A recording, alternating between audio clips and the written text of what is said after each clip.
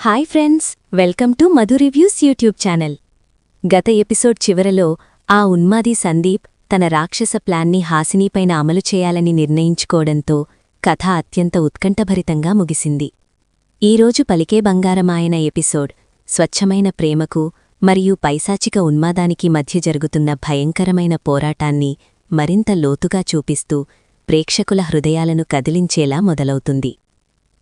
తన ప్రాణమైన బాబీ కోసం డాక్టరమ్మ హాసిని వేస్తున్న ఎత్తుగడలు మరియు ఆ రాక్షసుడు సందీప్ పన్నుతున్న కుట్రలు కథను ఎక్కడికో తీసుకువెళ్తున్నాయి.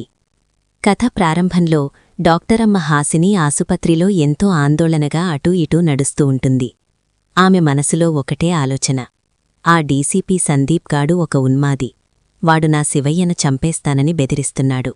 వాడి నుండి నా బాబీని ఎలాగైనా కాపాడుకోవాలి అని ఆమె గట్టిగా నిర్ణయించుకుంటుంది. హాసిని వెంటనే తన ఫోన్ తీసుకుని డీసీపీ సందీప్కి కాల్ చేస్తుంది. ఫోన్ రింగవుతుండగానే హాసిని గుండె వేగంగా కొట్టుకుంటుంది. అవతలి వైపు నుండి సందీప్ ఎంతో ఉత్సాహంగా, హలో కైలా, ఏంటి నువ్వే నాకు ఫోన్ చేశావు, నా అదృష్టం పండినట్లేనా అని ఒక పైశాచికమైన నవ్వు నవ్వుతూ అడుగుతాడు. దానికి హాసిని తన కోపాన్ని మరియు భయాన్ని దాచుకుని, అవును సందీప్, నేను నీతో ఒక ముఖ్యమైన విషయం మాట్లాడాలి. నువ్వెక్కడున్నావు, నేను నిన్ను కలవాలి అని అంటుంది. సందీప్ ఆనందంతో ఉప్పొంగిపోతూ, కైలా, నువ్వు నన్ను కలవాలనుకుంటున్నావా? నేనే నీ దగ్గరకు వస్తాను, నువ్వెక్కడికి రావాలో చెప్పు అని అంటాడు.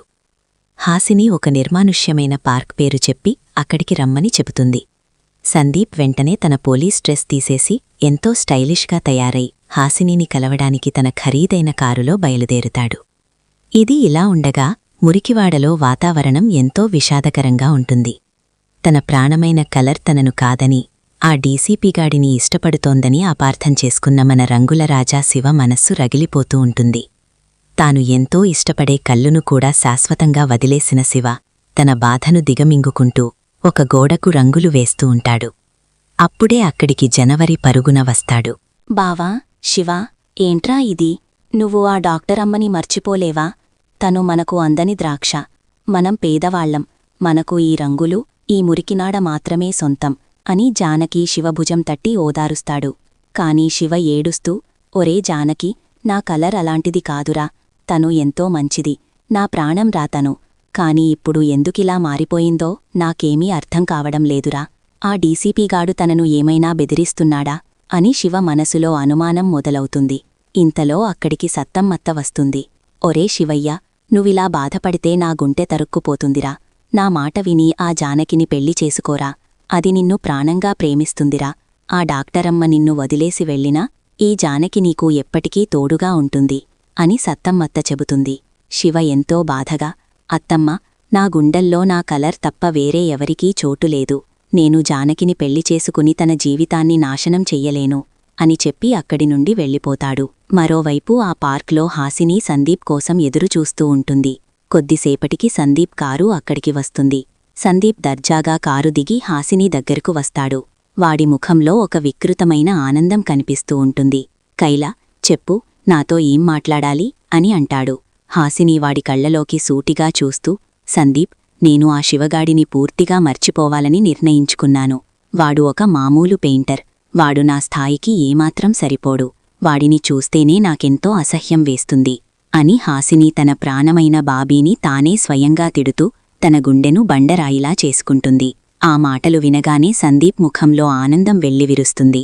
నిజంగానే నీకు ఆ రంగుల రాజా శివగాడు అంటే ఇష్టం లేదా కైలా? వాడిని చూస్తే నీకు అసహ్యంగా ఉందా? అయితే వాడి సంగతి నేను వదిలేస్తాను కైలా. కాని వాడు ఎందుకు మన మధ్యకు వస్తున్నాడు? వాడిని నేను ఊరికే వదలను అని అంటాడు. హాసిని వెంటనే, వద్దు సందీప్, వాడికి ఎంత దూరంగా ఉంటే అంత మంచిది. మనం వాడిని పట్టించుకోకపోతే వాడే నా వెంట పడటం మానేస్తాడు అని నమ్మకంగా చెబుతుంది. సందీప్, సరే కైలా, నువ్వు చెప్పినట్లే చేస్తాను అని మాటిస్తాడు. కాని వాడి మనసులో మాత్రం శివనే ఆ బాబీ అన్న అనుమానం బలంగా నాటుకునిపోతుంది. ఆ నిజాన్ని ఎలాగైనా సరే బయటకు తీయాలని వాడొక భయంకరమైన కుట్రను తనలో తాను అల్లుకుంటూ ఉంటాడు. కథ ఇక్కడ నుండి ఒకప్పటి గొప్ప న్యాయవాది అయిన స్వర మరియు నిజాయితీగల పోలీసు అధికారి అభిల బ్రహ్మాండమైన ఇంటికి మారుతుంది. స్వర తన గదిలో కూర్చుని తీవ్రంగా ఆలోచిస్తూ ఉంటుంది. ఆ మురికివాడలో రంగులు వేసుకునే శివ చూడటానికి ఎంతో అమాయకుడిలా ఉన్నాడు. కాని నాకన్న కొడుకు సందీప్ వాడిమీద ఎందుకు అంతలా పగ పెంచుకున్నాడు? ఆ శివను చూస్తీ నాకు నా తప్పిపోయిన కొడుకు బాబీ ఎందుకు పదే పదే గుర్తుకొస్తున్నాడు అని స్వర తనలో తాను ఎంతో మదనపడుతూ ఉంటుంది. అప్పుడే అభి అక్కడికి వస్తాడు. ఏంటి స్వర, ఎందుకు అలా ఆందోళనగా ఉన్నావు అని అభి అడుగుతాడు. అభి, మన కొడుకు సందీప్ ప్రవర్తన నాకేమాత్రం నచ్చడం లేదు. వాడు తన పోలీసు అధికారాన్ని తప్పుగా ఉపయోగిస్తున్నాడు. ఆ డాక్టరమ్మ హాసినీని వాడేదో ఇబ్బంది పెడుతున్నాడని నాకు గట్టిగా అనుమానంగా ఉంది. మనం వాడి కదలికల మీద నిఘా పెట్టాలి అని స్వర ఒక న్యాయవాదిలాగా ఆలోచించి చెబుతుంది. అభి కూడా, అవును స్వర, వాడు నకిలీ పెళ్లిళ్లు చేస్తున్నారని ఎవరినో అరెస్టు చేస్తానని నిన్నటి నుండి అరుస్తున్నాడు. నాకు వాడిమీద పూర్తిగా అనుమానం వచ్చేసింది. నేను నా పాత పోలీసు మిత్రులతో మాట్లాడి వాడి అసలు బాగోతం బయటపెడతాను అని అభి గట్టిగా నిర్ణయం తీసుకుంటాడు. ఇది ఇలా ఉండగా ఆ ఉన్మాది డీసీపీ సందీప్ తన క్రూరమైన కుట్రను అమలు చేయడానికి సిద్ధమవుతాడు. డాక్టరమ్మ హాసిని చెప్పిన మాటలు నమ్మినట్లు నటిస్తూనే వాడు శివగాడిమీద తన పగను తీర్చుకోవడానికి ఒక పెద్ద వల విసురుతాడు. సందీప్ తన పోలీసు బలగాలతో మరియు సాధనతో కలిసి నేరుగా మురికివాడలోని సత్తమ్మత్త ఇంటి ముందుకు వస్తాడు. సందీప్ను చూడగానే పేట జనాలందరూ ప్రాణభయంతో వణికిపోతారు. సందీప్ ఒక పైశాచికమైన నవ్వు నవ్వుతూ, సత్యమ్మ, బయటకురా అని గట్టిగా అరుస్తాడు. సత్యమత్త మరియు జనవరి భయంతో బయటకు వస్తారు. శివ కూడా కోపంగా బయటకు వస్తాడు. సందీప్ వాళ్లను చూసి, ఏంటి అందరూ అలా భయపడుతున్నారు? నేను మీకొక శుభవార్త చెప్పడానికి వచ్చాను. రేపు ఈ మురికివాడలో నేను నా సొంత ఖర్చులతో ఒక సామూహిక వివాహాల కార్యక్రమం ఏర్పాటు చేస్తున్నాను. ఇందులో పేదవాళ్లందరికీ ఉచితంగా పెళ్లిళ్లు చేయిస్తాను అని ఎంతో గొప్పవాడిలాగా ప్రకటిస్తాడు. అందరూ ఆశ్చర్యంగా వింటూ ఉంటారు. కాని ఆ కుట్రలో అసలు ఉద్దేశ్యం ఎవరికీ అర్థం కాదు. సందీప్ శివ దగ్గరకు వచ్చి, రేయ్ రంగులరాజా, ఆ సామూహిక వివాహాలలో మొదటి పెళ్లి నీదే. నువ్వు ఆ జానకిని పెళ్లి చేసుకుంటున్నావు. ఈ పెళ్లి జరిగి తీరాలి. లేకపోతే మీ అందరినీ నకిలీ పెళ్లిళ్లు చేస్తున్నారని జైల్లో తోసేస్తాను. ఇది నేనిస్తున్న ఆఖరి అవకాశమని సందీప్ గట్టిగా బెదిరిస్తాడు. ఆ మాట వినగానే శివ రక్తం ఉడికిపోతుంది. ఒరే డీసీపీగాడా, నా పెళ్లి గురించి నిర్ణయించడానికి నువ్వెవడివిరా? నేను ఆ జానకిని పెళ్లి చేసుకోనురా. నా గుండెల్లో ఉన్నది నా కలర్ మాత్రమే. నువ్వు ఎంతమంది పోలీసులను తీసుకువచ్చినా సరే నా వెంట్రుక కూడా పీకలేవురా అని శివ ఒక సింహంలాగా వాడి ముందుకు వచ్చి గర్జిస్తాడు. జనవరి కూడా శివకు అండగా నిలబడతాడు. సందీప్ ఏమాత్రం వెనక్కి తగ్గకుండా, అయితే రేపు ఉదయం చూద్దాంరా శివ, నువ్వు ఎలా తప్పించుకుంటావో. సాధన, వీళ్లందరి ముఖాలు జాగ్రత్తగా చూడు. రేపు వీళ్లు జైల్లో ఊచలు లెక్కపెట్టబోతున్నారు అని సందీప్ ఎంతో అహంకారంగా చెబుతాడు. సాధన కూడా, అవును సందీప్, వీళ్లకి బాగా బుద్ధి చెప్పాలి అని అంటుంది. సత్తమ్మత్త భయంతో ఏడుస్తూ ఉంటుంది. సరిగ్గా అదే ఉత్కంఠభరితమైన సమయానికి అక్కడికి డాక్టరమ్మ హాసిని పరుగున వస్తుంది. సందీప్ చేస్తున్న కుట్ర హాసినీకి అర్థమైపోతుంది. హాసిని నేరుగా సందీప్ ముందుకు వచ్చి నిలబడుతుంది. ఏంటి సందీప్ ఇదంతా? నువ్వు వాళ్లని వదిలేస్తాను అని నాకు మాటిచ్చావు కదా, మళ్ళీ ఎందుకు ఈ పెళ్లిళ్ల నాటకమాడుతున్నావు అని హాసిని వాడి కళ్లల్లోకి చూస్తూ నిలదీస్తుంది. సందీప్ ఒక క్రూరమైన నవ్వు నవ్వి, కైలా, నేను పోలీస్ అధికారిని. సమాజసేవ చేయడం నా బాధ్యత కదా, అందుకే వీళ్లకి పెళ్లిళ్లు చేస్తున్నాను.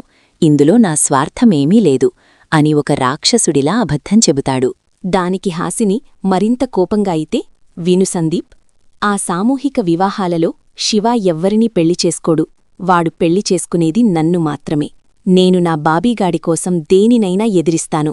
నువ్వు నీ కుట్రలను ఇక్కడితో ఆపే అని హాసిని అందరి ముందు ఒక పెద్ద బాంబులాంటి నిజాన్ని ధైర్యంగా చెప్తుంది. ఆ మాట వినగానే శివ గుండె ఆనందంతో ఉప్పొంగిపోతుంది. తన కలర్ మళ్లీ తన దగ్గరకు తిరిగి వచ్చిందని శివ కళ్లలో కన్నీళ్లు తిరుగుతాయి. సందీప్ ముఖం పగతో మరియు ఆవేశంతో ఎర్రబడుతుంది. ఒరే బాబీ, రేపు నీ పెళ్లి ఆ జానకితో జరగకపోతే ఈ డాక్టరమ్మ ప్రాణాలు దక్కవ్రా, ఇది నా శపథం అని సందీప్ గట్టిగా అరిచి అక్కడి నుండి వెళ్ళిపోతాడు. వాడు వెళ్ళిపోయిన తర్వాత శివ నేరుగా హాసిని దగ్గరకు వస్తాడు. కలర్, నువ్వు నిజంగానే నన్ను పెళ్లి చేసుకుంటావా? నా ప్రాణం పోయినా సరే నేను నిన్ను ఆ రాక్షసుడికి దక్కనివ్వను కలర్ అని శివ ఎంతో ప్రేమగా హాసినీని హత్తుకుంటాడు. హాసిని ఏడుస్తూ, అవును శివ, ఆ డీసీపీగాడు నిన్ను చంపేస్తానని బెదిరిస్తేనే నేను నీకు దూరంగా ఉన్నాను. కాని ఇప్పుడు నా భయం పోయింది. మనం కలిసే చద్దాం శివ అని అంటుంది. ఇద్దరి ప్రేమను చూసి జనవరి మరియు సత్తమ్మత్త కూడా సంతోషిస్తారు. కాని రేపు ఆ సామూహిక వివాహాల సమయంలో ఆ ఉన్మాది సందీప్ ఎలాంటి భయంకరమైన కుట్ర పన్నుతాడో అని అందరి గుండెల్లో ఒక పెద్ద భయం మొదలవుతుంది. మరుసటి రోజు ఉదయం మురికివాడలో ఒక పెద్ద పెళ్లి మండపం ఏర్పాటు చేస్తారు. సందీప్ తన పోలీసు బలగాలతో అక్కడికి చేరుకుంటాడు. వాడు పన్నిన కుట్ర ప్రకారం ఆ పెళ్లి మండపం చుట్టూ వాడి గూండాలు మరియు పోలీసులు ఎవ్వరినీ బయటకు వెళ్లనివ్వకుండా కట్టుదిట్టమైన భద్రతను ఏర్పాటు చేస్తారు. సందీప్ విక్రమ్తో మాట్లాడుతూ, ఈరోజు ఆ శివాగాడి ఆట ముగిసిపోతుంది.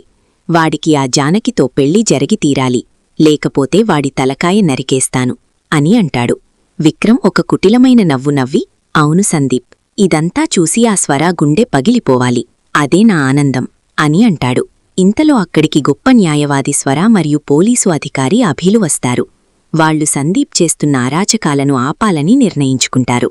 స్వర నేరుగా సందీప్ దగ్గరకు వచ్చి, రే సందీప్, ఏంటి ఈ దొంగ పెళ్ళిళ్ళు?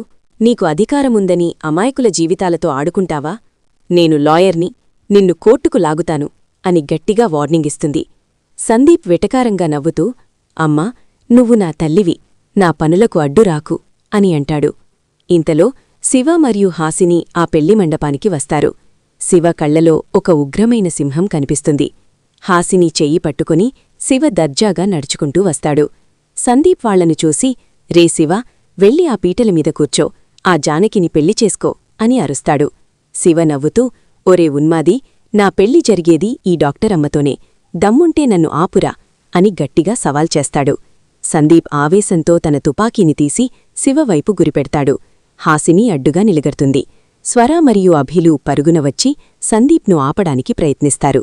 ఈ విధంగా కల్మషం లేని ప్రేమకు మరియు పైశాచిక ఉన్మాదానికి మధ్య జరుగుతున్న ఈ పోరాటం అత్యంత తారాస్థాయికి చేరుకోవడంతో ఈరోజు పలికే బంగారమాయన సీరియల్ ఎపిసోడ్ అత్యంత ఉత్కంఠభరితంగా మరియు గుండెలను పిండేసే ఎన్నో అద్భుతమైన భావోద్వేగాలతో ముగిస్తుంది.